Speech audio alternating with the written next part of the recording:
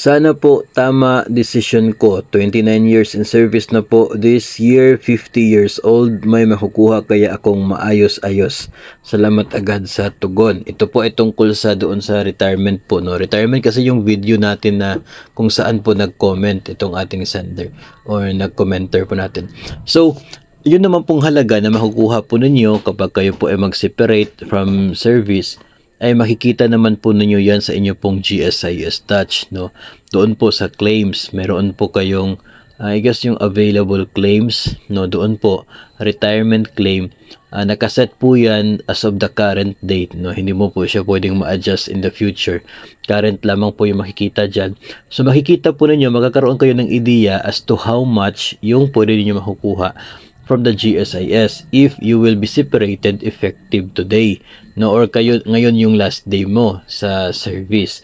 So makikita po yan yung issue po ng kung meron ka ba makukuha na maayos-ayos, no, na mahirap pong i-define o kaya i-quantify yung maayos-ayos na yan na statement. May makukuha po kayo base po sa Republic Act 8291 ay magkakaroon po kayo ng computation sa pension dahil eligible naman po kayo. Kaya lamang yung pension niyo mag-start kapag ikaw ay 60 na yung edad, no?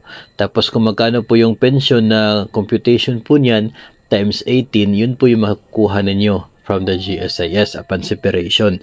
So monthly, wala pa pong pension dahil hintayin po na mag-60 muna kayo.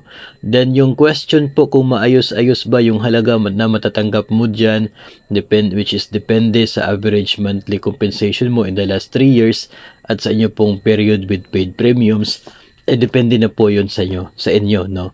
And mahirap na rin po na sabihin na hindi naman po siya maayos, no? Sapagkat the issue kung maayos ba siya or hindi is mahirap po, no, na i-determine.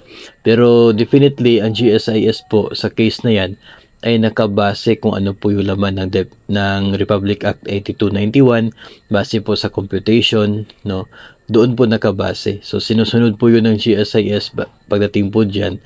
So hindi po yun gawa-gawa ng GSIS na ito lamang yung ibibigay sa inyo.